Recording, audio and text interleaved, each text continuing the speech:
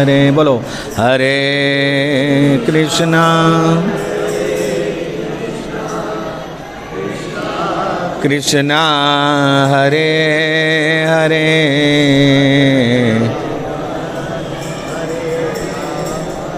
राम राम हरे हरे हरे कृष्णा कृष्णा कृष्णा हरे हरे हरे राम राम राम हरे हरे हरे हरे हरे कृष्णा कृष्णा कृष्णा कृष्णा हरे हरे हरे राम हरे हरे ओम नमो भगवते वासुदेवाय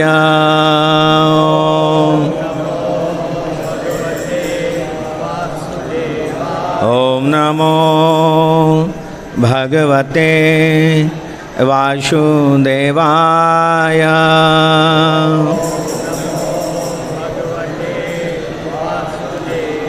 ओम नमो भगवते वासुदेवाय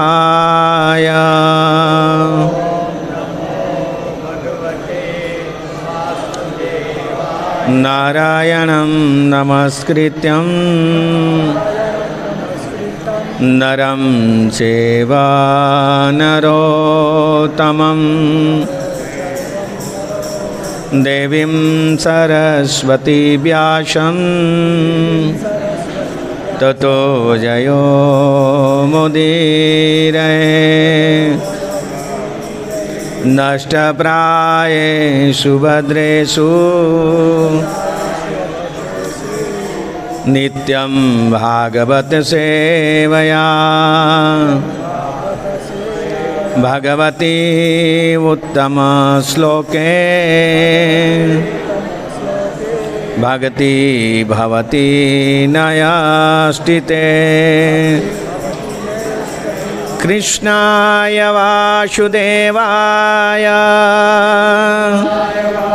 देवकी नंदनाय च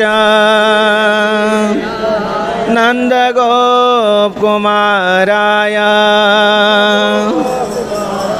गोविंदाय नमो नमो ॐ अज्ञानतिमिरान्धस्य ज्ञानञ्जनशलाकया चक्षुमिलितं येन तस्मै श्रीगुरुवे नमः श्रीचैतन्यमनोभीष्टं स्थापितं येन भूतले स्वयं रूपकदामयं पदाकीस्वपदाङ्कितं नमो विष्णुपादाय कृष्णपृष्ठाय भूतले श्रीमते भक्तिवेदान्त स्वामीति नामिने नमस्ते सारस्वते देवे गौरवाणी प्रचारिणे निर्विशेष शून्यवादी पाश्चात्देशतारिणे हे कृष्ण करुणा सिंधु दीनबंधु जगत्पते गोपेश गोपिका कांत राधा कांत नमोस्तुते तप्त कांचन गौरांगे श्री राधे वृंदावनेश्वरी विश्वभानुसुते देवी प्रणामी हरिप्रिये वाञ्छाकल्पतरुभ्यश्च कृपा सिन्धुभयेव च पतितनां पावनेभ्यो वैष्णवेभ्यो नमो नमः। जय श्री कृष्ण चैतन्य प्रभु नित्यानंद श्री अद्वैत गदाधर शिवासादि श्री गौर भक्तवृंद हरे कृष्णा कृष्णा कृष्णा हरे हरे हरे राम राम राम हरे हरे हरे कृष्णा कृष्णा कृष्णा हरे हरे हरे राम રામ રામ હરે હરે. કેટલા વાગ્યા સુધી પ્રભુ? કેટલા વાગ્યા સુધી? ટાઈમ કેટલા વાગ્યા સુધી? 2 વાગ્યા સુધી. ઓકે. હરે કૃષ્ણ. સુંદર ભગવાનના પવિત્ર નામનું સંકીર્તન નિત્ય નિરંતર બિરાજેલા રાધા દામોદર ભગવાન રાધા દામોદરના આપશ્રીએ સુંદર દર્શનની સાથે ભગવાનના પવિત્ર નામનું સંકીર્તનની સાથે સાથે ભગવત ગુણ મહિમા કીર્તન, જેને ભગવદ્ ગીતા ગુહ્યતમ જ્ઞાન, જેને ભગવાનની ગુણ મહિમા કીર્તન જેને કહેવામાં આવે છે એ છે ભગવાનની ગુણ મહિમા, ભગવાનની ગાથા, એ છે ભગવદ્ ગીતા, જેનું શ્રવણ બહુ સુંદર ભગવાનની ગુણ મહિમા ગાથા. આપ ભગવદ્ ગીતાને જાણો છો. પ્રાય આપ મંદિરે પધારો ત્યારે ભક્તિમાં જોડાયેલા જે શ્રદ્ધાયુક્ત ભક્ત જે છે એ આપને નમ્ર નિવેદન કરે છે કે ભગવદ્ ગીતા લ્યો, આપ ભગવદ્ ગીતાને આપના જીવનની અંદર રાખો. ભગવદ્ ગીતાને આપણા જીવનમાં રાખવું એનું કારણ એ છે કે કૃષ્ણને સાથે રાખવા. ભગવદ્ ગીતા યાની કે ભગવાનના સમુખમાંથી નીકળેલી અમૃતવાણી, ભગવાનનું ગુહ્યતમ પવિત્ર દિવ્ય જ્ઞાન, જેને સ્વયં ભગવાને પોતાના હૃદયમાંથી સ્ફુરિત કરેલું હોય. એટલા માટે ભગવદ્ ગીતા એ છે કે ભગવાનના હૃદય કમળમાંથી નીકળેલી ગુહ્યતમ અમૃત ધારા વર્ષા જેને કહેવામાં આવે છે. અને વ્યક્તિ જ્યારે આવી અમૃત ધારા વર્ષાની અંદર સેવન કરે, એમાં સ્નાન કરે તો એ જીવ નિશ્ચિત પવિત્ર બને.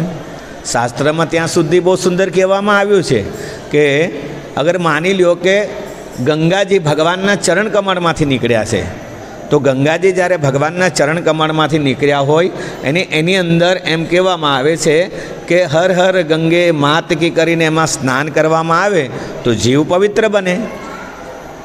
કારણ એક જ છે કે એની પવિત્રતા એ જાળવવાનું કાર્ય આટલું પ્રબળ શા માટે છે? તો એનું કારણ એક જ છે કે એ ભગવાનના ચરણ કમળમાંથી નીકળી છે. ભગવાનના ચરણ કમળમાંથી પાવન ગંગા નીકળી હોવાના કારણે જીવને પવિત્ર બનાવે છે. તો ભાગવતી ગંગા જેને ભગવદ્ ગીતા કહેવામાં આવે છે એ ભગવાનના સ્વમુખમાંથી નીકળેલી છે, ભગવાનના હૃદય કમળમાંથી નીકળેલી ગંગા છે. અને આ ભગવાનના હૃદય કમળમાંથી નીકળેલી અમૃત ગંગાની અંદર કોઈ સ્નાન કરે તો નિશ્ચિત એ જીવ પવિત્ર અને પાવન બને. સ્વાભાવિક છે એ સ્વભાવ અનેક વસ્તુ પોતાના સ્વભાવના અનુરૂપ કાર્ય કરે છે. દરેક વસ્તુ પોતાના સ્વભાવ અનુરૂપ કાર્ય કરે છે. માની લો કે ઠંડી હોય છે, એ ઠંડા પ્રદેશોની અંદર જઈએ તો એના સ્વભાવ ઠંડુ આપવા માટેનું છે, તો ત્યાં આપણને ઠંડી લાગે છે. ગરમયુક્ત પ્રભાવના ગુણોના હેઠળ જઈએ તો આપણને ગરમી લાગે છે. આ અગ્નિની અંદર અગ્નિનો સ્વભાવ એ છે કે એનો ગુણ એ છે કે એ દાહકતા પ્રાપ્ત કરવું, ગરમી પ્રાપ્ત કરવું, ગરમ આપવું, દાહકતા પ્રાપ્ત કરવી. તો જાણે અજાણે એની અંદર હાથ નાખવામાં આવે, પરંતુ એ અગ્નિનો સ્વભાવ એ છે, એનો પ્રભાવ એ છે કે એ દાહકતાના કારણે એ પોતાના પ્રભાવને છોડશે અને દાહકતા આપશે, યાની કે ગરમ થશે અથવા તો દાહજશે એ વ્યક્તિ. આ એનું સ્વભાવ છે. એવી રીતે ભગવાનનો સ્વભાવ પણ એ છે. ભાગવતી ગંગા શાસ્ત્રનો સ્વભાવ એ છે કે એનો આશ્રય ગ્રહણ કરવાવાળા જીવને એ સાંત્વના પ્રાપ્ત કરાવરાવે, પરમ ગતિને પ્રાપ્ત કરાવરાવે, મોક્ષ ગતિને પ્રાપ્ત કરાવરાવે. આ શાસ્ત્ર અને ભગવાનનો સ્વભાવ છે. એની શરણમાં આવનારા જીવના માટે એમ કહેવામાં આવે છે એ એના સ્વભાવના અનુરૂપ એને પવિત્ર બનાવે છે. તો આપણે જોઈએ ભગવદ્ ગીતાના આધારે ભગવાનનો આશ્રય ગ્રહણ કર્યો છે, શાસ્ત્રનો આશ્રય ગ્રહણ કર્યો છે, સાધુનો સંગ પ્રાપ્ત કર્યો છે.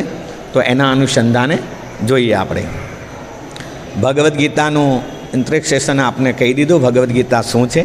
ભગવાનની હૃદય કમળમાંથી, ભગવાનના મુખ કમળમાંથી નીકળેલી અમૃતવાણી.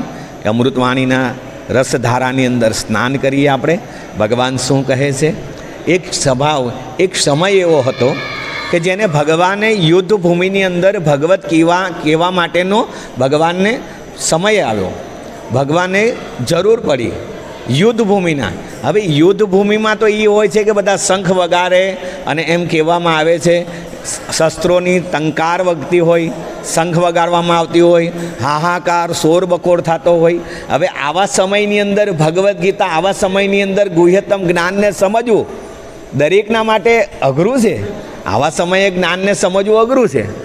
કોઈ એવું સ્થાન હોય જ્યાં આવા જ્ઞાનને પ્રાપ્ત કરીને હૃદયગમ્ય બને અને હૃદયની અંદર ઉતારી શકાય એવા સ્થાન પર, પરંતુ આ તો યુદ્ધભૂમિના સમયના, યુદ્ધભૂમિના સ્થાનની અંદર ભગવદ્ ગીતા તો બહુ સુંદર કીધું છે. આ દરેકે દરેક જીવ જે છે, આ અનેક દરેક જીવ આ ભૂલોકની ઉપર જ્યારે પણ જન્મ પ્રાપ્ત કરે છે તો આ ભૂલોકની ઉપર પ્રાપ્ત કરે, યાની કે સંસાર સાગર એના માટે એક યુદ્ધભૂમિ છે. આ સમગ્ર સંસાર એના માટે યુદ્ધભૂમિ છે અને આવા યુદ્ધભૂમિની અંદર એને વિજય મેળવવો છે. તો આવા યુદ્ધભૂમિની અંદર વિજય મેળવવો હોય તો એને યુદ્ધભૂમિના મેદાનમાં રહીને જ આવું કંઈક એવું કાર્ય કરીને, એવો કૌશલ કરીને બતાવવો જોઈએ કે જેમાંથી એને વિજય પ્રાપ્ત થાય. એવું કૌશલ કરીને બતાવવું પડશે ને એને. એટલે આવા કૌશલના માટે એક અનુરૂપ માર્ગદર્શક પણ હોવો જોઈએ. સંસાર સાગરની અંદર આપણે છે, સમગ્ર કાર્યની અંદર આપણે કુશળતા પ્રાપ્ત કરવી છે, પણ એ કુશળતા પ્રાપ્ત કરવા માટે એક માર્ગદર્શક પણ હોવો જોઈએ. તો માર્ગદર્શક હોવાના કારણે નિશ્ચિત આપણે એ કુશળતાને કારણે માર્ગદર્શક અને કુશળતા આ બેના અવસ્થાના કારણે આપણે વિજય પ્રાપ્ત કરીએ છીએ. એવી રીતે સંસાર સાગરની અંદરમાંથી પણ આપણે મુક્ત પ્રાપ્ત કરવી છે, વિજય પ્રાપ્ત કરવી છે આપણે. તો એના માટે બી આપણા માટે એક માર્ગદર્શક હોવા જોઈએ, જેને આંતરરાષ્ટ્રીય કૃષ્ણ ભાવનામૃત સંઘ કહે છે. ઇસ્કોનની અંદર ગુરુ મહારાજનું શરણ ગ્રહણ કરવું જોઈએ. ઇસ્કોનમાં જ્યારે ગુરુ મહારાજનું શરણ ગ્રહણ કરીએ, કોઈ વૈષ્ણવનો આશ્રય ગ્રહણ કરીએ આપણે, ત્યારે નિશ્ચિત આપણને એવો માર્ગ બતાવવામાં આવે છે કે સંસાર સાગરની અંદર રહ્યા હોવા છતાં પણ, યુદ્ધભૂમિમાં રહ્યા હોવા છતાં પણ આપણને યુદ્ધની અંદર વિજય પ્રાપ્ત કરીએ, સંસારમાંથી મુક્ત થઈએ, મુક્ત આત્મા બનીએ આપણે. સાચા સદગુરુના માર્ગ દ્વારા, સાચા સદગુરુના માર્ગદર્શન હેઠળ આપણે સુંદર સારી રીતે એમાં કુશળ બનીએ આપણે અને મુક્તિના માર્ગના પંથની ઉપર નીકળી જઈએ આપણે. ભગવત તત્વને પ્રાપ્ત કરી શકીએ આપણે. ભગવાનના નિત્ય નિરંતર દર્શન કરવાનો ભાવ આપણા હૃદયની અંદર પ્રગટ થાય. તો આ બહુ સુંદર કીધેલું છે. એટલા માટે આની અંદર કીધું છે આપણને, તો ભગવદ્ ગીતાનો આશ્રય ગ્રહણ કરવાવાળાને ભગવત તત્વ અને ભગવત પ્રેમ અને એ પણ આચાર્યોના માર્ગદર્શન હેઠળ એ શ્રી ભક્તિ વેદાંત સ્વામી શીલ પ્રભુપાદજીએ આ ભગવદ્ ગીતાને સમજાવવા માટે સુંદર એનું તાત્પર્યના દ્વારા આ ભગવદ્ ગીતાને સમજાવી છે. તો એ સરળ બનાવી દીધી છે આપણને. હાલાકી યુદ્ધભૂમિના મેદાનની અંદર તો આપણે, અર્જુન તો બાણથી કુશળ હતો, ધનુર્વિદ્યાની અંદર કુશળ હતો, એને માત્ર ખાલી યુદ્ધ જ કરવાનું હતું, બાણ જ ચલાવવાના હતા. છતાં પણ એને હૃદયની અંદર એમ થઈ ગયું કે કાર્પણ્ય દોષમ મહત્ત સ્વભાવા પૂછ્યામિ તામ સમુદ ચેતો. હે ભગવાન, મારા કાર્પણ્ય દોષથી હું નિર્બળ બની રહ્યો છું એવું મને લાગી રહ્યું છે. મને કોઈ મારા માટેનો સાચો માર્ગ દેખાતો નથી. હવે મારા માટેનો સાચો માર્ગ કંઈ હોય તો મને બતાવો, અને કેવી રીતે બતાવો એ પણ હું તમને કહું છું કે એક ગુરુ પોતાના શિષ્યને હાથ પકડી, કાન પકડી, જેવી રીતે એની અંદર જેવા ગુણ હોય એ ગુણોને પ્રભાવ હેઠળ જઈ અને એને કોઈ બદમાશ એ હોય, વિદ્યાર્થી હોય તો ગુરુ એને કાન પકડીને, કાન નિચોડીને બી એને યાદ કરાવરાવે. અને કોઈ હોશિયાર હોય તો એને પ્રેમ ભાવથી એને શીખાડીને, બરાબર કરીને પણ એને બતાવીને શીખાડે. જેવા વિદ્યાર્થી એવા એના શિક્ષક. એ પ્રમાણે તો અહીંયા અર્જુન કહે છે કે હે ભગવાન, આપ મને, અત્યાર સુધી મારા સખા, મિત્ર, બંધુ, બાંધવ આ બધા હતા, પરંતુ અત્યારે મને એવી જરૂર પડી ભગવાન તમારી કે તમે ગુરુ બની જાઓ, અને ગુરુ બની અને હું તમારો એક શિષ્ય બનું. એવી રીતે મારા આ યુદ્ધભૂમિના મેદાનની અંદર મારું માર્ગદર્શક કરો ભગવાન. ગુરુ, જો ગુરુનો આશ્રય બતાવવામાં આવ્યો છે કે ગુરુ બનીને મને માર્ગદર્શન કરો. આધ્યાત્મિક અમુક માર્ગ એવી રીતે છે, જે આધ્યાત્મિક માર્ગ અને શ્રદ્ધા વિષય આપણો એવો છે કે એવા શ્રદ્ધાના પંથની ઉપર જ્યારે આપણી શ્રદ્ધા એટલી પ્રબળ બને ત્યારે એક આધ્યાત્મિક માર્ગને આપણે પ્રવૃત્તિ થઈએ છીએ. આધ્યાત્મિક માર્ગની ઉપર પ્રવૃત્તિ થઈએ છીએ. ભૌતિક માર્ગમાંથી નિવૃત્તિ થઈ આધ્યાત્મિક માર્ગની અંદર પ્રવૃત્ત થઈએ છીએ આપણે. શ્રદ્ધા આપણી પ્રબળ બને ત્યારે. તો આજનો વિષય આપણો શ્રદ્ધાની ઉપર જ રહેશે. તે પહેલાં આ સંવાદને જે છે એ સંવાદને યુદ્ધના મેદાનની અંદર અર્જુને શ્રવણ કર્યો હતો. અર્જુને શ્રવણ કર્યા બાદ સાથે સાથે એમ કહેવામાં આવે છે ધૃતરાષ્ટ્રના મહેલની અંદર સંજયે આખો ભગવાનનો ભગવદ્ ગીતાનો જે સંવાદ હતો એ સંપૂર્ણ સંવાદ જે છે એ ધૃતરાષ્ટ્રના મહેલની અંદર સંજયે શ્રવણ કર્યો હતો. અને સંજયે શ્રવણ કરતાની સાથે સાથે એમ કહેવામાં આવે છે પોતાના હૃદયની અંદર પણ ગ્રહણ કર્યો એને. હાલાકી બધો જ સંવાદ જે છે અર્જુન અને ધૃતરાષ્ટ્રની વચ્ચે, અર્જુન અને ભગવાન શ્રી કૃષ્ણની વચ્ચે થયેલો સંવાદ, આ સંપૂર્ણ સંવાદ સંજયે યુદ્ધભૂમિના મેદાનની અંદર બનેલો સંપૂર્ણ સંવાદ જે છે એ ધૃતરાષ્ટ્રના મહેલની અંદર ધૃતરાષ્ટ્રને કીધો. પરંતુ હૃદયગમ્ય કોને બન્યું? તો કીધું સંજયના હૃદયગમ્ય બન્યું. સંજયના હૃદયની અંદર સ્થાન પ્રાપ્ત થયું. ધૃતરાષ્ટ્રને એમાં કાંઈ ફરક પડ્યો નહીં. કારણ હતું એને મોહ હતો પોતાના પરિવાર, કુટુંબ અને રાજ્ય પ્રત્યેનો. અને સંજયને આમાં કાંઈ લેવા દેવા હતી નહીં. કારણ એ નિષ્કામ ભાવે ભગવાનની શરણમાં હતો, ભગવાનનો ભક્ત હતો. એટલા માટે સંજયના હૃદયની અંદર આ ભાવ ભગવાનના પ્રત્યે શ્રદ્ધાને પ્રજ્વલિત કરી અને પ્રવૃત્તિના માર્ગની અંદર એટલે કે ભક્તિના માર્ગની અંદર સંજયના હૃદયની અંદર સ્થાપિત થયો. એટલા માટે સંજય બહુ સુંદર કહે છે રાજનમ સમૃદ્ધમ સંવા મિમાદિમ અદ્ભુતયમ કેશવાયમ અર્જુનો પુણ્યમ હર્ષ્યામી ચ મુહુર્મુહુર. બહુ સુંદર કહે છે હે રાજા, જ્યારે હું કૃષ્ણ તથા અર્જુન વચ્ચેના થયેલા આ અદ્ભુત અને પવિત્ર સંવાદનું વારંવાર સ્મરણ કરું છું ત્યારે પ્રતિક્ષણે હર્ષ વિભોર થઈ જાઉં છું. સંજય પોતાના હૃદયને સંભાળી શકતો નથી. પોતાના હૃદયની અંદર રહેલા ભાવને એ પ્રગટ કરે છે કે ભગવાનનું. કોઈ વ્યક્તિને પૂછે ને તમે ઇસ્કોન મંદિર જઈને આવ્યા? તો કે હા. કેવું લાગ્યું તમને ઇસ્કોન? અરે બહુ સુંદર, ત્યાં એટલું સુંદર આખું વાતાવરણ, બધી જગ્યા પર ભગવાનના ફોટા લાગેલા હતા, મંદિરની અંદર બધી રીતે સજાવટ એકદમ સુંદર લાગે, ત્યાં બાગ અને બહાર પછી ભોજન કરવા માટેનું હાથ, બધું જ વસ્તુનું વર્ણન કરશો. પણ મેન વસ્તુ ભગવાનના શિવ વિગ્રહનો શિંગાર અને ભગવાનના દર્શન કેવા લાગ્યા એનું વર્ણન નહીં થાય તો બાહ્ય આંખોને ખાલી માત્રમાં માત્ર બાહ્ય આંખોને આપણે તૃપ્તતા કરી, પણ હૃદયની આંખો દ્વારા ભગવાનના દર્શન, રાધા દામોદરના શિંગાર અને રાધા દામોદર ત્રિભંગ લલિત અવસ્થાની અંદર ઊભા હોય એને જ્યારે દર્શન કરીએ ત્યારે કહેવામાં આવે છે હૃદયથી એનો દર્શન કરેલા કહેવાય.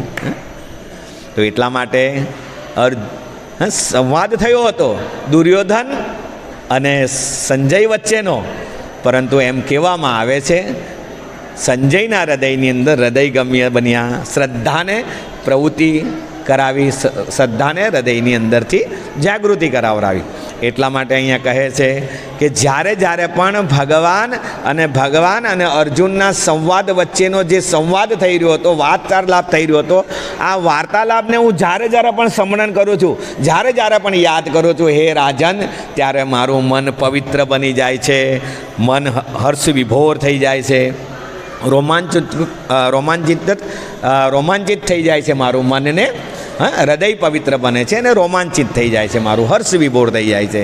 તો આવી રીતે ભગવાનનું જ્ઞાન અને ભગવાનના વિશેનું શ્રવણ કરવું એ આપણા હૃદયને રોમાંચિત કરવાવાળું છે, આપણા હૃદયને પવિત્ર કરવાવાળું છે. એ સંજયે એ સમયે કીધેલું હતું. અત્યારે તમે અને મેં તો નથી લખી નાખ્યું ને, પણ એ સમયે સંજયે અનુભવ કરીને પોતાનો અનુભવ શાસ્ત્રની અંદર વર્ણવ્યો છે. એને કોઈ પોતાનો કોઈ બહુ વડવા હોય, બહુ વડીલ હોય, એનો જ્યારે અનુભવ આપણા જીવનમાં જ્યારે ઉતારીએ ને ત્યારે આપણને એમ થાય કે હા આ કરી ગયા છે એટલે મારે કરવું છે. તો અહીંયા સંજયે હું ભગવાન અર્જુનની વાત કર, કારણ કે ભગવાન અને અર્જુન વચ્ચેનો જે સંવાદ હતો, અર્જુન તો ભગવાન કરીશ્ય તવ વચન મેં એને સ્વીકાર કરી જ લીધો હતો. ભગવાન જેમ કે એમ મારે કરવાનું જ છે. અને ભગવાન પણ કે મારા અર્જુનનો કોઈ વિનાશ નહીં કરી શકે એ ભગવાને ધારણ કરી લીધું હતું. પણ આ બેના વચ્ચેનો એક ત્રીજી કડી એવી હતી જે ભગવાનથી બહુ એકદમ નિકટમ બી નહીં કહેવાય ને બહુ દૂર પણ નહીં કહેવાય, પરંતુ કારણ એક જ હતું કે ભગવાનના પ્રત્યે એને શ્રદ્ધા હતી, ભગવાનના પ્રત્યે એને ભાવ હતો, ભગવાનના પ્રત્યે એને પ્રેમ હતો અને ભગવાનના પ્રત્યે આદર હતો એના માટે. એટલા માટે એના હૃદયની અંદર હર્ષ વિભોર, એનું હૃદય પવિત્ર બન્યું, પ્રેમ ભાવ વધ્યો ભગવાનના પ્રત્યે, હર્ષ વિભોર. મુહ્યમ કહે છે હર્ષ્યામી ચ મુહુર્મુહુર, વારંવાર સંવાદ સાંભળવા માત્રથી મારું હૃદય હર્ષ્યામી ચ મુહુર્મુહુર, મુહુર્મુહુર યાની કે વારંવાર થઈ રહ્યું છે મારું. જ્યારે ભગવાનનો સંવાદ, જ્યારે ભગવાનની ભગવદ્ ગીતાના વિશે, ભગવાનના વિશે શ્રવણ કરીએ ત્યારે મુહુર્મુહુર યાની કે હર્ષ્યામી ચ મુહુર્મુહુર, વારંવાર હૃદય હર્ષ વિભોર થવું જોઈએ, પવિત્ર બનવું જોઈએ, હર્ષ વિભોર થવું જોઈએ. એટલા માટે સંજયે એ સમયે કીધું હતું. તો એનું કારણ એ છે કે જ્યારે જ્યારે પણ ભગવદ્ ગીતાનો આશ્રય ગ્રહણ કરીએ, જ્યારે જ્યારે પણ ભગવાનની કથા કંઈ શ્રવણ કરવા માટે બેસીએ ત્યારે નિશ્ચિત જીવ ભગવદ્ ગીતા અને ભગવાનનો સ્વભાવ એ છે કે જીવને પવિત્ર બનાવે, જીવને હર્ષ વિભોર બનાવે. જીવનો રિયલ ખોરાક જે છે એ જીવને રિયલ ખોરાક મળે. ભૌતિક ખોરાક બહુ ખાતા હોઈએ, પણ રિયલ ખોરાક, આત્માનો ખોરાક જ્યારે ભગવાનની ગુણ મહિમા, કીર્તિ, ભાવ, પ્રેમ, કીર્તન આ બધું શ્રવણ કરવામાં આવે ત્યારે એને રિયલ ખોરાક મળે આત્માને, ત્યારે એ હર્ષ વિભોર થાય, ત્યારે એના હૃદયની અંદર ગુદગુદી થાય ભગવાનને મળવાની. એક રવિવાર છૂટી જાય તો હૃદયની અંદર શોક ઉત્પન્ન થાય કે મેં એક રવિવાર ભગવાનના દર્શન નથી કર્યા. થાય ને આવું થાય ત્યારે સમજવું જોઈએ કે સંજયના જેવો પ્રેમ આપણે ભગવાનને થઈ ગયો છે ભગવાનની સાથે. હરે કૃષ્ણ કૃષ્ણ કૃષ્ણ હરે હરે, હરે રામ રામ રામ હરે હરે. બહુ સુંદર કહે છે. આવી શ્રદ્ધા અને ભાવ અને પ્રેમથી ભગવાનની શરણમાં આવવું જોઈએ. આવી શ્રદ્ધા અને ભાવથી ભગવાનના ધામમાં આવવું જોઈએ, ભગવાનના સ્થાનમાં આવવું જોઈએ. આવા શ્રદ્ધા અને ભાવથી ભગવાનના દર્શન કરવા જોઈએ. ત્યારે એમ લાગે આપણે કે હા હવે કંઈક છે. બાકી તો આંખની તૃપ્તતા એ છે કે બાહ્ય વસ્તુ જોઈ અને નીકળી ગયા. એનોય લાભ મળે છે. ગંગાના તટની ઉપર બેઠા હોય, ભાઈ ઠંડુ પાણી હોય, એમાં સ્નાન નહીં કરો તો કાંઈ વાંધો નહીં, પણ ગંગાના સ્થાનની ઉપર જઈને બેઠા છો ને તો ગંગાની જે ધાર વહી રહી હોય એમાંથી બે ચાર છાંટા છે ને એ તમને લાગે ને એટલે ટાઢું લાગે એટલે હા આનંદ, શીતળતા પ્રાપ્ત કરી. હા સારું તો લાગશે તમને. ભલે મંદિરમાં આવીને બેસો એ તો એનોય પ્રભાવ તો તમને લાગશે. એમાંય ધીરે ધીરે તમારું મન તો પવિત્ર થવાનું જ છે એની અંદર. પણ પૂર્ણ રીતે પવિત્ર કરવું હોય તો ભગવાનના ગુણ મહિમાને ભાવ અને પ્રેમથી, શ્રદ્ધાથી એનું શ્રવણ કરીએ, ભગવાનના દર્શન કરીએ આપણે સારી રીતે. તો કહે છે આજનો વિષય હતો શ્રદ્ધાનો વિષય. 17મા અધ્યાયની અંદર શ્રદ્ધાનો ભાગ. અર્જુન ઉવાચ કહે છે યે શાસ્ત્ર વિધિન તુમ યજન્તે શ્રદ્ધયાવંતિમ તેષામ નિત્ય તુકા કૃષ્ણ સત્વ મોહ રજો તમઃ. બહુ સુંદર કહે છે. અર્જુને કહ્યું કે હે કૃષ્ણ, જે લોકો શાસ્ત્રના નિયમોનું પાલન નહીં કરીને પોતાની કલ્પના પ્રમાણે પૂજા કરે છે તેમની સ્થિતિ કઈ છે? તેઓ સત્વગુણી, રજોગુણી કે તમોગુણી? અર્જુને પ્રશ્ન કર્યો. ભગવાનને કહે છે ભગવાન તમે જે કીધું છે યાની કે ધર્મ તો સાક્ષાત ભગવતપણી તે. ધર્મ શું છે? તો ધર્મ એ છે કે ભગવાન જે બોલે એ ધર્મ, બાકીનું બધું કંઈ જ નહીં. કારણ ભગવાન જે બોલે છે એ ધર્મ છે. ભગવાન કોઈ પણ શબ્દ બોલે, જે પણ બોલે છે એ ધર્મ છે. અને ધર્મ ભગવાન કહે યદા યદા હિ ધર્મસ્ય ગ્લાનિ ભવતિ ભારત અદ્ભુતાનામ ધર્મસ્ય. જ્યારે પણ ધર્મની સ્થાપના કરવી હોય ભગવાન કહે ત્યારે મારે આવવું પડે છે. તો ધર્મ એમ કહેવામાં આવે છે કે જ્યારે ધર્મ જે છે અને ધર્મની સ્થાપના કરવી યાની કે અધર્મ વધી ગયો હોય, લોકોની શ્રદ્ધા, નીતિ નિયમો, આ વ્રત ધર્મ આ બધું પાલન કરવામાં બધાને અવરોધ ઉત્પન્ન થતો હોય, અથવા તો એ નીતિ નિયમોમાંથી પોતે ચુસ્ત થતા હોય, અથવા તો નીતિ નિયમોનું પાલન કરવામાં સમર્થ નથી અને બીજા અનેક માર્ગોના અવસરે છે, ત્યારે ભગવાને ધર્મની સ્થાપના કરવી પડવા માટે આવવું પડે છે.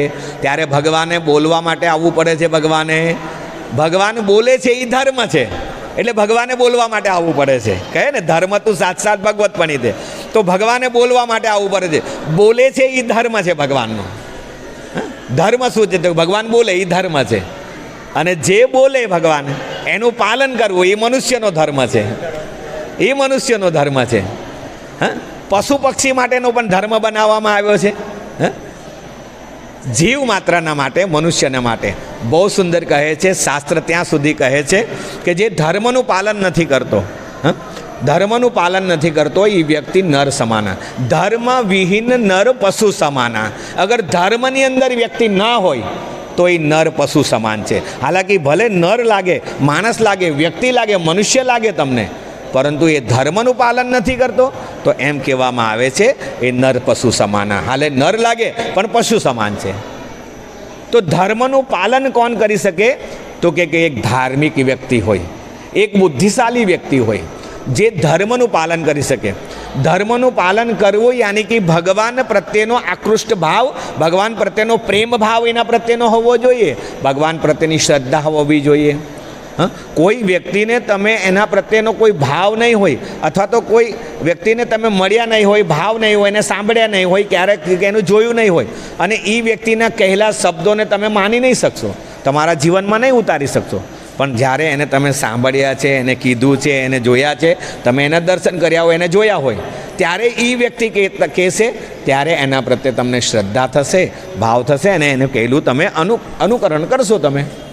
એટલા માટે કહે છે કે શાસ્ત્ર, અર્જુન પૂછી રહ્યા છે કે જે લોકો શાસ્ત્રના નિયમોનું પાલન નહીં કરે, પોતાનું કલ્પના પ્રમાણે પૂજા કરે, તો ભગવાન તેઓ કઈ સ્થિતિની અંદર છે. હાલાકી એમ કહેવામાં આવે છે કે જ્યારે ભગવાનની વિભૂતિ જ્યારે ગણવામાં આવતી હોય છે, ત્યારે ભગવાનની વિભૂતિની અંદર પ્રકૃતિ બતાવવામાં આવી હોય છે. અને પ્રકૃતિ જે છે એ પ્રકૃતિના 3 ગુણ હોય.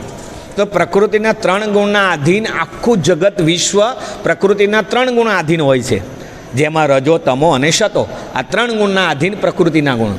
અને આ પ્રકૃતિ પણ, પ્રકૃતિના સ્વામી કોણ છે પાછા? તો કે પ્રકૃતિના સ્વામી ભગવાન વાસુદેવ શ્રી કૃષ્ણ છે. જેવી રીતે એક કઠપુતલી, 3 પુટલી બનાવી હોય, પણ 3 પુટલીના નિયતા યાની કે એને ચલાવનારા હોય. આપણે બાળપણની અંદર કદાચ જોયું હોય, ગામડાની અંદર તો કઠપુતલીનો ખેલ કરવામાં આવતો હોય છે. અને કઠપુતલીનો ખેલ કરવામાં આવતો હોય છે, 3 પુટલીઓ હોય છે. કોઈને રાજા બનાવ્યા હોય, કોઈને અકબર બનાવ્યા હોય, કોઈને વજીર બનાવ્યા હોય, અને એ બધાની દોરી જે છે એ એક વ્યક્તિ એવો હોય છે, પોતાની હાથો દ્વારા, ઉંગલી દ્વારા એને નચાવતો હોય છે. આ બાજુથી અકબરના હાથમાં તલવાર આપીને વજીરને કંઈક સમજાવતા હોય ને કંઈ યુદ્ધ કરાવતા હોય ને, એ બધું જ એની અંદર ચાલ્યા કરતું હોય. પરંતુ બધા જ વસ્તુના આખા કાર્યક્રમની પાછળ જોવામાં આવે તો એક વ્યક્તિ નિયંતા એવો હોય છે, જે અકબરને પણ ચલાવતો હોય, અને પેલા સૈનિકને પણ ચલાવતો હોય, અને વજીરને પણ ચલાવતો હોય, એ બધાને ચલાયમાન કરતો હોય છે.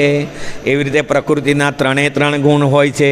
પરંતુ આ 3 ગુણના પ્રકૃતિ સ્વામી અને પ્રકૃતિના સ્વામી ભગવાન. હવે પ્રકૃતિના એના ગુણ 3, તો એમાં રજો, તમો અને સતો. તો આ 3 રજો, તમો અને સતો ગુણને ચલાયમાન જે છે એ પ્રકૃતિ, અને પ્રકૃતિના સ્વામી ભગવાન વાસુદેવ શ્રી કૃષ્ણ. આની રીતે બધી રીતે જોવા માટે જઈએ આપણે તો એમ કહેવામાં આવે છે એ સંપૂર્ણ પ્રકૃતિના સ્વામી જે છે એ ભગવાન વાસુદેવ શ્રી કૃષ્ણ છે. એ પોતાની ઉંગલી દ્વારા એ કઠપુતલીની જેમ નચાવી રહ્યા છે. એવી રીતે 3 ગુણને એ ભગવાન ચલાયમાન કરી રહ્યા છે, ચલાવી રહ્યા છે. એટલે કે પ્રકૃતિના સમગ્ર 3 ગુણના સ્વામી પણ ભગવાન વાસુદેવ શ્રી કૃષ્ણ છે. એમાં ભગવદ્ ગીતાની અંદર 7મા અધ્યાયની અંદર 12મા અધ્યાયમાં યે ચેવ સાત્વિકામ ભાવમ રાજાસ્તમામ શાશ્વતે મત એવિતે તાંદી વૃદ્ધે ન ત્વહમ તે શું તે મયી. કહે છે તું જાણી લે કે સર્વ ભાવ પછી જે સત્વગુણી હોય, રજોગુણી હોય કે તમોગુણી હોય, આ બધા જ મારી શક્તિ દ્વારા પ્રગટ થયેલા છે. એક રીતે હું સર્વ કંઈ છું, પરંતુ સ્વતંત્ર છું. હું ભૌતિક પ્રકૃતિના ગુણોને આધીન નથી, બલકે તેઓ મારા આધીન છે.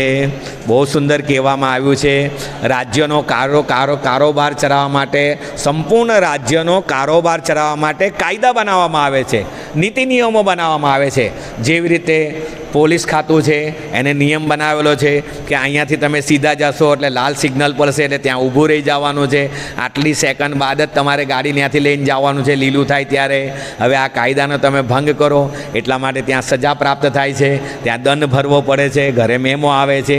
એવી રીતે સમગ્ર રાજ્યના કાયદાનો બધો જ વસ્તુ સંપૂર્ણ રાજ્ય કાયદા હેઠળ હોય છે અને મનુષ્ય તેની સજા પ્રાપ્ત કરે છે, કાયદા હેઠળ હોય છે. પરંતુ કાયદાનો બનાવનાર રાજા જે છે, કાયદાનો બનાવનાર રાજા છે એ કાયદાના આધીન હોતા નથી. એવી રીતે હોય છે ને, કાયદાના બનાવનાર જે કાયદાના રાજા જે છે એ કાયદાના આધીન હોતા નથી, કેમ કે કાયદો એને બનાવેલો છે, આખો સંપૂર્ણ કાયદો એને બનાવે, આવી રીતે રહેવું, આવી રીતે રહેવું. અને એ જેવી રીતે રહેશે એવી જ રીતે પોતાની પ્રજાને પણ એ રીતેનું રાખવા માંગશે. એટલા માટે અહીંયા કહે છે કે ભૌતિક પ્રકૃતિના સમગ્ર ગુણો જે છે એ ભગવાન બનાવેલા છે, પરંતુ ભગવાન એના આધીન નથી.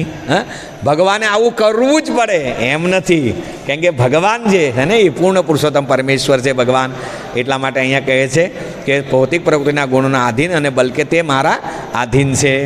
તો શ્રદ્ધાના વિશે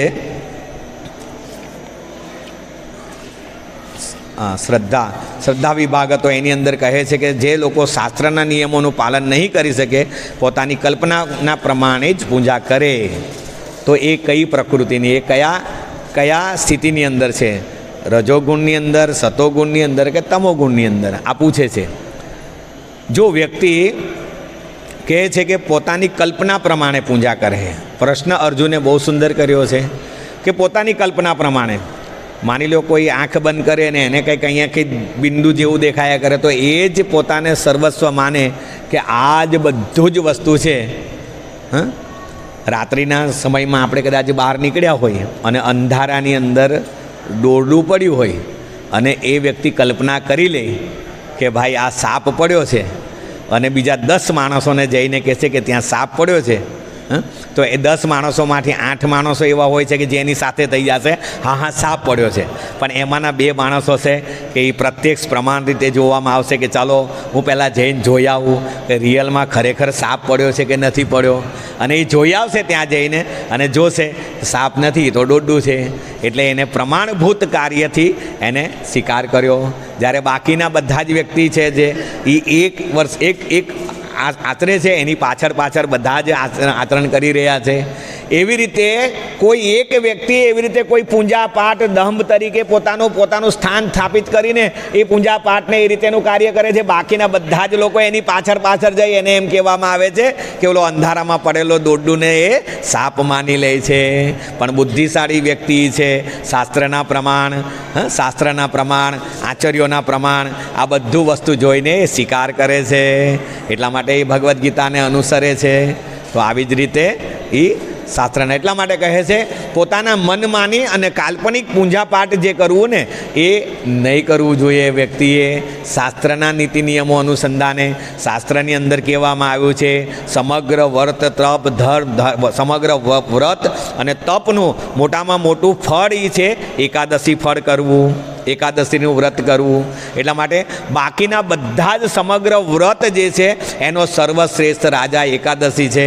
બીજા બધા વ્રત ના કરો તો ચાલે, પરંતુ એકાદશી વ્રત કરીએ તો સર્વશ્રેષ્ઠ વ્રત બધા જ વ્રત અંદર આવી જાય છે. એવી રીતે શાસ્ત્ર જેને આજ્ઞા આપી છે, શાસ્ત્ર જેનું આંગળી ચીંધે છે, શાસ્ત્ર જેને બતાવે છે એ ધર્મનું પાલન કરવા માટે. જો આ ધર્મનું પાલન કરતા હોય તો આવા વ્યક્તિને સાત્વિક ગુણોની અંદર રહે છે એમ કહેવામાં આવે છે. સાત્વિક ગુણો. એટલા માટે અર્જુનનો પ્રશ્નનું નિરાકરણ અહીંયા એ થઈ રહ્યું છે કે પોતાની કાલ્પનિક રીતે પ્રમાણે જો પૂજા કરતા હોય તો એને કયા ગુણધર્મની અંદર રાખવો જોઈએ. તો કહે છે એવી રીતે શાસ્ત્રો પોતાની કલ્પના પૂજા કરે છે. બહુ સુંદર કહે છે જડ ભારત મહારાજની કથાની અંદર એક વસ્તુ પ્રમાણભૂત થાય છે એની અંદર કે એક વ્યક્તિ યાની કે ભરત મહારાજ હતા, એ ભગવાનના પરમ ભક્ત હતા, જે ભગવાનના નિત્ય નિરંતર ચિંતનની અંદર પોતાના જીવનને ગાળી રહ્યા હતા, પોતાના જીવનને વ્યતીત કરી રહ્યા હતા. પણ એક સમય એવો આવે કે એક જગ્યાની ઉપર મા કાલિકાને પ્રસન્ન કરવા માટે, કાલિકા માને પ્રસન્ન કરવા માટે અસુરી ચેતનાવાળા, ભૂત પ્રેતને પૂંજવાવાળા, યાની કે એને કહેવામાં આવે છે રજોગુણવાળા. તો એ રજોગુણવાળા જે છે એ એમ કહેવામાં આવે છે કે એને મા કાલીને બલિ ચડાવી હતી અને પાછી નર બલિ ચડાવી હતી. તો એમાંથી એને નર બલિ માટે નરને શોધવા માટે ગયા. તો મનુષ્યને શોધતા શોધતા જર ભરત મહારાજને પકડીને લઈને વહી આવ્યા. હવે જર ભરત મહારાજને તો આવું કાંઈ હતું નહીં. એને તો કે આપણે ભગવાનની સેવા કરી રહ્યા છે ને, ભગવાનના આશ્રિતમાં છે, જેને જ્યાં લઈ જવું હોય ત્યાં લઈ જાય. મારે શું, હું તો ભગવાનનો, અને ભગવાન અમારે આજ ભગવાને જ આને મોકલ્યા હોય તો મને શું ખબર. બસ આ જ વિશ્વાસ, રાખી બહુ કૃષ્ણ, મારી બહુ કૃષ્ણ, રાખે કૃષ્ણ મારે કોણ, મારે કૃષ્ણ તો રાખે કોણ. બસ આવા ભાવથી રહે છે તો પોતાની ચેતના સંપૂર્ણ કૃષ્ણમય રહી. એટલા માટે કૃષ્ણ કહે કે જો કૃષ્ણમય ચેતના રહેતી હોવાના કારણે, એની શુદ્ધ ચેતના હોવાના કારણે હૃદયની અંદર કોઈ પણ પ્રકારનો મૃત્યુ ભાવ નથી, કોઈ પણ પ્રકારનો ડર નથી, કોઈ પણ પ્રકારનો મૃત્યુનો ભય નથી હૃદયની અંદર. સંપૂર્ણ રીતે ભગવાનના આશ્રિત છે. એટલા માટે એને તો પકડીને લઈ ગયા. બધા જ સરદારે કીધું હા એને બધા પર ખવડાવો, પીવડાવો, શિંગાર કરાવો, અને લઈને બલિ કાલિકા મા કાલીની સામે બલિ ચડાવવા માટે મૂકવામાં આવ્યા. એટલે મા કાલીથી સહન નહીં થયું. હા, કારણ એક જ હતું, પ્રકૃતિના સ્વામી જે છે એ ભગવાન વાસુદેવ કૃષ્ણ. તો સ્વામીનો ભક્ત હોય અને પ્રકૃતિ કેવી રીતે સહન કરી શકે? યાની કે મા દુર્ગા, મા અંબા જે છે યોગમાયા છે એ કેવી રીતે સહન કરી શકે? એટલે એનાથી એક ભગવાનના ભક્તનું નિધન થાય. એટલા માટે એ સહન ના કરી શકી. એટલા માટે સ્વયં એ મૂર્તિ ફાડીને પ્રગટમાન થઈ ગયા. હાલાકી એ ક્યારેય કોઈ દારો અત્યાર સુધી એને ઘણા બધા નૈવેદ્યથી માંડીને ઘણી બધી પૂજા કરી હશે એને, હા, પરંતુ ત્યારે ક્યારેય પ્રગટ નહીં થયા. પરંતુ અત્યારે માત્ર જડ ભરત જે ભગવાનના ભક્ત હતા એની બલિ ચડાવવા માટે તૈયાર થયા. ત્યારે મા કાલી પોતાની મૂર્તિમાંથી પ્રગટ થઈ ગયા. અને મૂર્તિમાંથી પ્રગટ થઈ અને એમ કહેવામાં આવ્યું, શું કર્યું? બધાને દર્શન આપ્યા, આશીર્વાદ આપ્યા? ના, દર્શન એની પૂજાથી પ્રસન્ન નહીં થયા. શું કર્યું? એને જે કાર્ય કર્યું છે, જે અધર્મનો માર્ગ જે છે એ અધર્મના માર્ગને રોકવા માટે સ્વયં મા કાલી પ્રગટ થયા અને કીધું કે સ્વયં મારી સામે મારા સ્વામી ધર્મનું પાલન, મારા સ્વામી ધર્મની સ્થાપના કરવાવાળા, અને મારે એમનું ધર્મનું રક્ષણ કરવા માટે મારે એનું રક્ષણ કરવું જોઈએ ધર્મનું. એટલા માટે મારી સામે જ અધર્મ થઈ રહ્યો છે. એટલા માટે અધર્મનો નાશ કરવા માટે હું પણ પ્રગટ થઈ. એટલા માટે મા કાલિકા પ્રગટ થયા. એ જે બલિ ચડાવવાવાળા હતા એના હાથમાંથી ખપ્પર જે હતી એ ખાપી લીધી અને એ જે બલિ ચડાવવાવાળા હતા એને જ મારી નાખ્યા. એને જ ખર્ચ કરીને એને જ ગરદન ઉડાડી નાખ્યું. અને ભગવાનના ભક્ત ભરત મહારાજ હતા એને ઉગારી લીધા, બચાવી લીધા એને. તો સારાંશ એ બતાવવામાં આવ્યો છે અહીંયા કે પોતાની મનમાની તરીકેની પૂજા કરે અથવા તો શાસ્ત્રના વિરુદ્ધ કોઈ પણ પૂજાપાઠ કરે તો ભગવાન એનો સ્વીકાર કરતા નથી. અરે ભગવાન તો નહીં સ્વીકાર કરે, પરંતુ એના આધીન રહેલા દેવી દેવતાઓ જે છે એ દેવી દેવતાઓ પણ સ્વીકાર કરતા નથી. એટલા માટે અહીંયા બહુ સુંદર કહેલું છે કે લોકો શાસ્ત્રના નીતિ નિયમોનું ચુસ્ત રીતે પાલન કરે, શાસ્ત્ર બતાવેલા નીતિ નિયમોનું અનુસંધાને પાલન કરે, અને એ જે પૂજા કરે ને એ પૂજા સ્વીકાર કરવામાં આવે છે. બાકીનું બધું જ કાર્ય એમ કહેવામાં આવે છે એને સ્વીકાર કરવામાં આવતું નથી. એટલા માટે અહીંયા કહે છે. ત્યારબાદ એમ કહેવામાં આવે છે દુર્યોધન ભગવાનને, જો દુર્યોધન પણ એમ બીજું ઉદાહરણ પણ આપવામાં આવે છે કે દુર્યોધન જે છે ને એ ભગવાનની પાસે માંગવા ગયો. દુર્યોધન પણ ભગવાનની પાસે માંગવા ગયા અને અર્જુન પણ ભગવાનની પાસે માંગવા ગયા. હવે આ બંદેવની જો માંગવાની રીત જોઈ લો, બંદેવનો ભાવ માંગવાનો જોઈ લો. ભગવાન તો એક શું કે સ્વામી તરીકે, ભગવાન તો એક સ્વામી તરીકે, એક શેઠ તરીકે, સાવકાર તરીકે, બધે જે રીતેનું તમે માનો એ રીતેનું, પણ એ આપવા માટે રેડી હોય. પણ તમારો ભાવ માંગવાનો કેવો છે?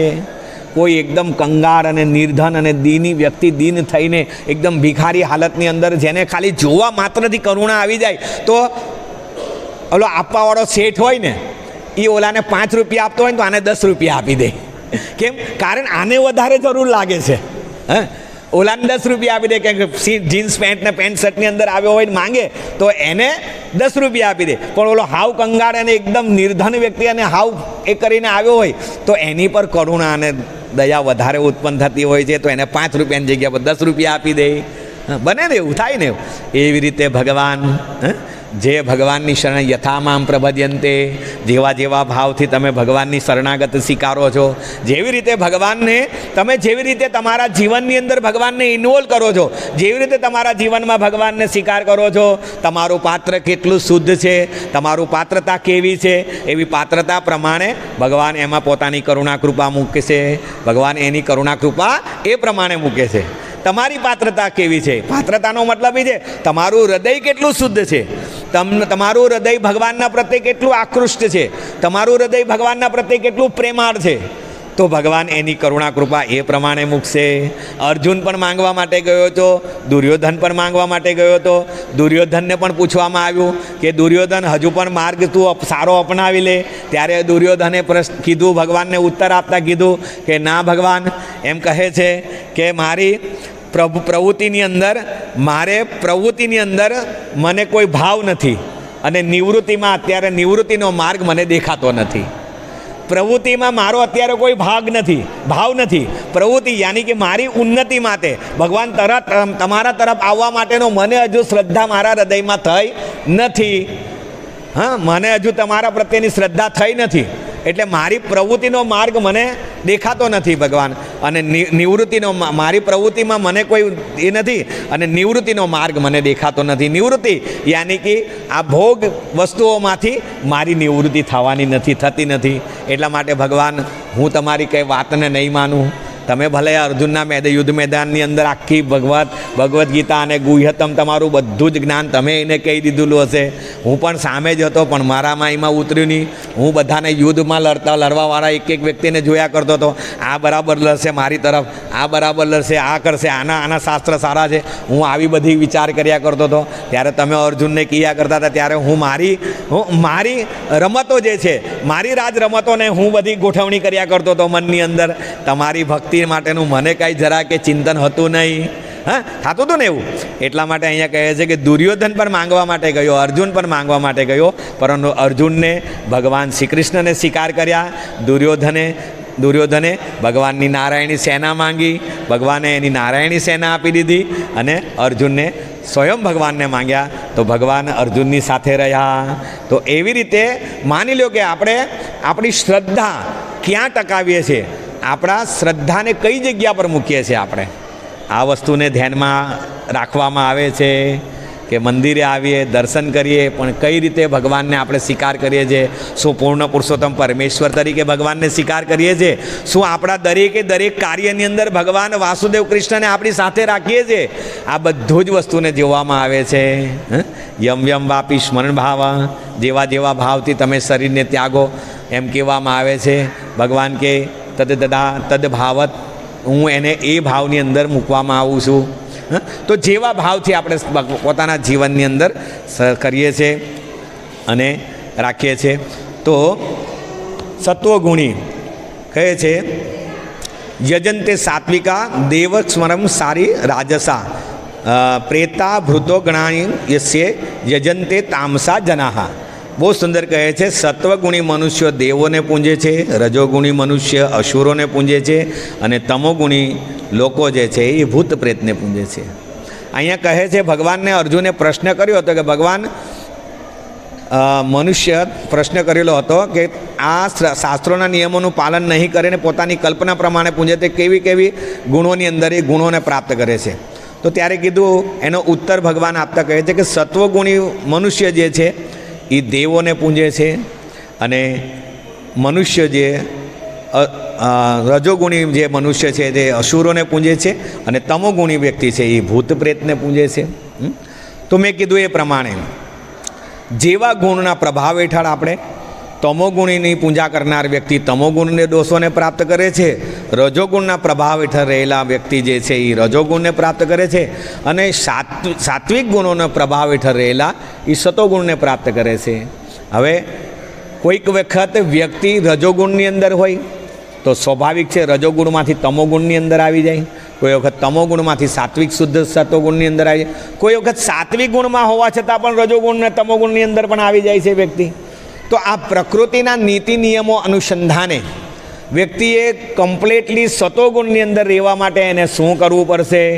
તો કીધું છે એને કે ભગવાનના નીતિ નિયમો બનાવેલા, શાસ્ત્રના નીતિ નિયમો બનાવેલા નીતિ નિયમો જે છે એનું ચુસ્તપણે પાલન કરવું પડશે. એને કમ્પ્લીટલી આનો નિચોડ એ વસ્તુનો છે કે તમે ભગવાને અને શાસ્ત્રએ બતાવેલા માર્ગદર્શન અનુસાર મનુષ્ય પોતાના જીવનની અંદર ચુસ્ત રીતે નીતિ નિયમોનું પાલન કરે એવો વ્યક્તિ નિત્ય નિરંતર સત્વગુણની અંદર રહે છે એવો વ્યક્તિ.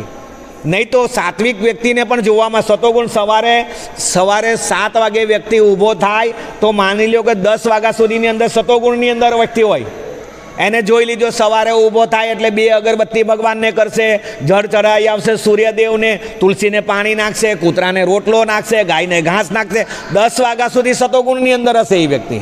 પણ ધીરે ધીરે ઓલો સૂરજ ઉગે અને સૂરજ ધીરે બરાબર માથા પર આવતો જાય એમ તમોગુણો અને રજોગુણની અંદર ધીરે પ્રભાવિત થતો જાય માણસ, એમાં આવતો જાય અને સાંજ થતા તો 2-4 ને ઠાપડે મારી દે.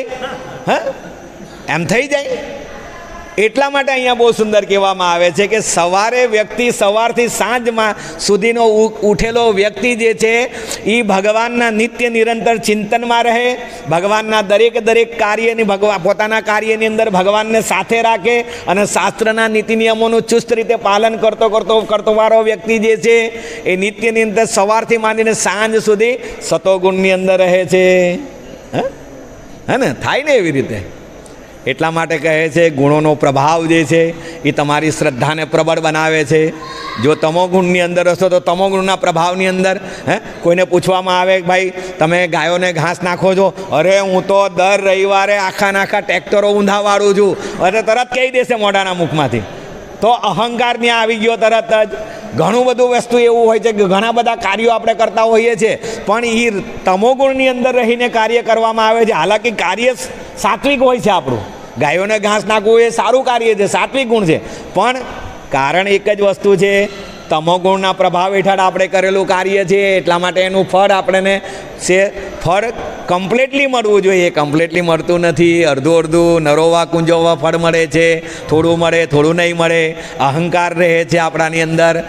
હું કંઈક છું, મેં કંઈક આટલું કાર્ય કરી નાખેલું છે, મેં આ કર્યું છે, મેં હોસ્પિટલ ખોલી છે, મેં આ કર્યું છે, મેં આટલા લોકોને ખવડાવું છું, હું આમ કરું છું. આ તમોગુણના પ્રભાવ હેઠળ સાત્વિક કાર્ય છે, એનું ફળ નરોવા કુંજોવા મળે છે. અને એમ કહે છે રજોગુણમાં કરેલું કાર્ય નરોવા કુંજોવા મળે છે. તમોગુણની અંદર તો પૂર્ણ પ્રભાવ, અધર્મનો પૂર્ણ આશ્રય ગ્રહણ કરીને કોઈને મારવાનું, તોડવાનું, ફોડવાનું કાર્ય કરી રહેલા છે. ઘણા લોકો એવા હોય છે, નેકી કર ઓર કુએ મેં દાલ. નેકી કર ઓર રોજ ચોરી લાવે અને એમાંથી પછી લોટ લઈને પછી માછલીને નાખે. હું તો માછલીને ખાવાનું નાખી રહ્યો છું. થાય ને એવું? લોકોને મારી કૂડીને બધાના લોકોમાંથી મોઢામાંથી રોટલા ખેંચીને લઈને આવે અને પછી કૂતરાને રોટલા નાખે કાં પછી માછલીને ઓલા લોટ નાખે ગઈ સંપત્તિ પાછી લેવા માટે. તો તમોગુણની અંદર આવા કાર્ય કરીએ છીએ. તો આ બધા જ ગુણના પ્રભાવ હેઠળ કરી રહ્યા છે. જેને સાત્વિક ગુણની અંદર રહેવું છે એ સવારે મંગલા આરતીથી માંડીને સાંજે શયન આરતી સુધી સાત્વિક ગુણમાં રહેવાવાળો વ્યક્તિને શું કરવાનું હોય છે કે એને નિત્ય નિરંતર ભગવાનનું કીર્તન ભજન અથવા તો ભગવાનનું કોઈ પણ ગુણ મહિમાથી માંડીને ભગવાન શ્રી કૃષ્ણની લીલાનું અમૃતનું કંઈ પણ ભગવાનનું ચિંતન સદાના માટે રહેવું જોઈએ. આંતરરાષ્ટ્રીય કૃષ્ણ ભાવનામૃત સંઘના આચાર્ય સંસ્થાપક આચાર્ય ગુરુ મહારાજ પ્રભુપાદજી જે છે એટલા માટે જોડી ગળામાં કાયમ માટે નાખી રાખવાનું કહે છે કે આ માળા છે એ તમને શુદ્ધ સાત્વિક ગુણમાં રાખવા માટે તમને યાદ કરાવે છે. હવે મારે માળા કરવાની છે, ભગવાનનું નામ લેવાનું, આવું રાખવા માટે, આવું યાદ કરાવવા માટે, શુદ્ધ સાત્વિક ગુણની અંદર રાખવા માટે વ્યક્તિને માળા જોડી ગળામાં નાખીએ છીએ. શો માટે નથી રાખી કે કૃષ્ણ બધા ખાલી માળા ગળામાં નાખો એટલે બધા પ્રણામ કરવા માટે પ્રભુજી કરે, એના માટે નથી રાખી. એના માટે રાખી છે કે તમને સાત્વિક ગુણની અંદર રાખી શકે. તમે સાત્વિક ગુણની અંદર રહો સદાના માટે. અને જ્યારે વ્યક્તિ સાત્વિક ગુણની અંદર રહે ત્યારે પોતાની શ્રદ્ધા પ્રબળ બને, અને શ્રદ્ધા જ્યારે પ્રબળ બને ત્યારે એમ કહેવામાં આવે છે કે એ શ્રદ્ધાથી કરેલા ભગવાનના દર્શન, શ્રદ્ધાથી કરેલું શ્રવણ જે છે, શ્રદ્ધાથી કરેલું ભગવાનનું થોડું પણ કીર્તન એમ કહેવામાં આવે છે હર્ષ વિભોર પવિત્ર બનાવે છે. મુહ્યમ હર્ષ્યામી ચ મુહુર મુહુર, હૃદય મુહુર મુહુર વારંવાર શ્રવણ કરવાનો ભાવ જાગે છે અને હૃદય પવિત્ર બને છે અને હર્ષ વિભોર બને છે. હરે કૃષ્ણ કૃષ્ણ કૃષ્ણ હરે હરે, હરે રામ રામ રામ હરે હરે. તો આંતરરાષ્ટ્રીય કૃષ્ણ ભાવનામૃત સંઘની અંદર સદાના માટે માળા જપ કરવા માટેનું કહે છે. હવે જે માળા નહીં કરતા હોય ને એને ઓલો સૂર્યનો પ્રભાવ સવારે 10 વાગ્યાનો પ્રભાવ સાત્વિક હોય એટલે એ થોડો તડક્યો લાગે, પણ પછી થોડોક તડક્યા પછી બપોરનો તડક્યો લાગે ને એટલે આકડવા માંડે થોડા. એવી રીતે જો નહીં થવું હોય તો માળા જીવનમાં સ્વીકાર કરી લેજો. માળા લેજો ભગવાનની, નામ જપ કરો, નામ જપના આશ્રયમાં રહો, ભગવાનની ગુણ મહિમાને શ્રવણ કરો, નામ જપ કીર્તન કરો. જ્યારે પણ સમય મળે ત્યારે ભગવાનનું નામ લ્યો, ભગવાનના નામનું સંકીર્તન કરો અને ભગવાનની સાથે રહો. ભગવાનને પોતાના જીવનમાં એટેચમેન્ટ રાખો, પોતાના જીવનની અંદર ભગવાનને સ્વીકાર કરો અને શુદ્ધ સાત્વિક ગુણની અંદર શુદ્ધ સાત્વિક પ્રભાવના ગુણમાં રહો. હરે કૃષ્ણ.